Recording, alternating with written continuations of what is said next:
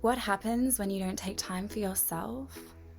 When you focus so much on your routines and obligations and responsibilities and the people that you care for, that you get to a state where you eventually feel lost. When you feel like life itself is becoming more of an obligation rather than a joy. It's so interesting that this is actually the main reason that people give when they're applying for my retreat. I have one coming up in August in Bali this year, and it's all for women.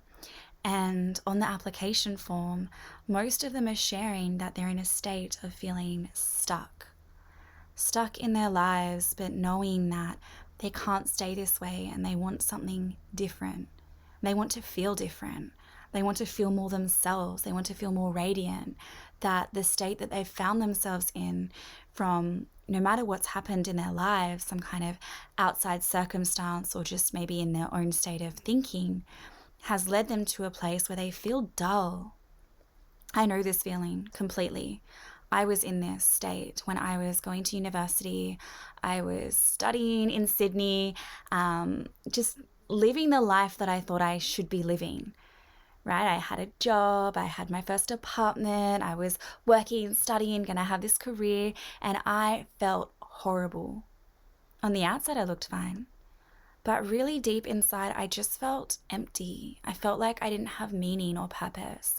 I felt like even my friendships were lacking a sort of depth and beauty and grace to them that I really yearned for. Then I got really, really unwell. I share about this story in my other videos. It was at a time when my mum passed away. I already had a very different relationship with her after she had left our family when I was around 2 years old. So I was raised by my father. I desperately wanted a relationship with my mother throughout my life until she passed at 19 years old, when I was 19 years old. And that threw me into deep depression that manifested as a disorder. So I had orthorexia, which is an over-exercise, under-eating, perfection-based disorder. Essentially, that was just a mask to try to control life and myself in order to feel safe. I didn't know how to surrender. I didn't know how to feel. I didn't know how to own my own desires for myself. I didn't know how to be vulnerable. I had to learn those things. Thankfully, I got to a place so dark that I had to make a decision to either continue where I was going and eventually die, or radically change. And it was through a lot of self-help audiobooks, a lot of mindfulness and meditation, a lot of art, that I healed myself.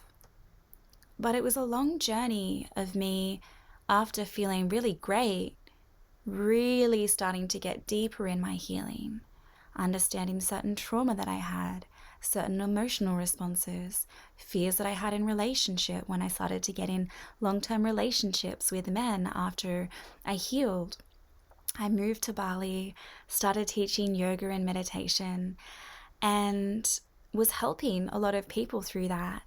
I was growing. I started expanding more. And still, I knew there was something that I wasn't seeing or feeling fully. I felt like it's almost like I could see life, but it wasn't as bright as it could be. It was almost a little bit more muted. Even though Bali was amazing and beautiful, it was still something in me. My eyes weren't fully opened. And I can say that it's been many things that have led to those eyes opening and the radiance returning. And a big part of them has been prioritizing my joy and not feeling guilty for that. And really being true to what I wanted to do in the world and share with the world through my work, and not feeling insecure about that. It was having to trust in my gifts, trust that what I had to share was important, trust in the little urges that I had to follow that joy, to explore this thing, to put into practice what I was learning. to give myself time and space, to go on retreats for myself, to really connect with other women, to be vulnerable, to claim that deeper, more aligned part of me. And when I did that, life looked bright again.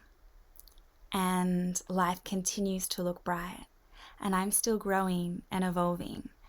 But I can honestly say now the most fulfilled thing for me is seeing others have that moment of sparking their radiance.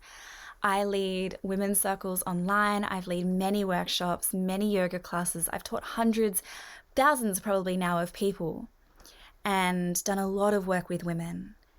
And my most joyful experience is in the retreat space. And I think it's because we really take time to depart from everything else that's happening in the world and instead just focus on ourselves. Just focus on what brings us joy.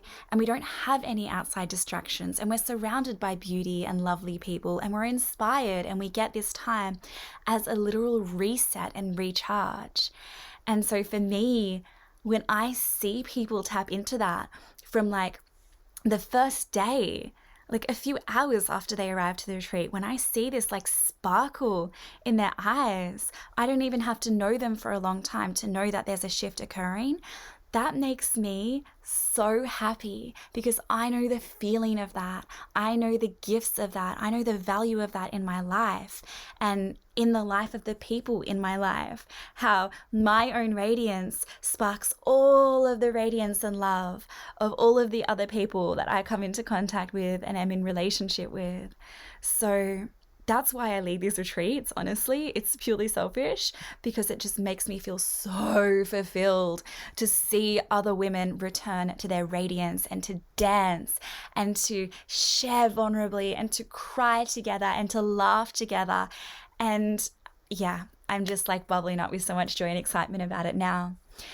So if you are interested in this retreat, all the details are below. You can also book in a call with me if you're intrigued and want to hear more and ask some questions. If you can't make it to this retreat, subscribe and stay connected. You can follow me on Instagram as well, because that's where I'm sharing my other online programs or other retreats in the future. I sometimes work one-to-one with women. I'm discerning about how many people I work with at a time and who I work with to make sure it's an amazing fit.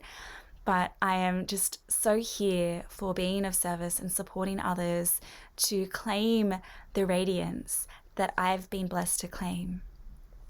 Thank you for watching.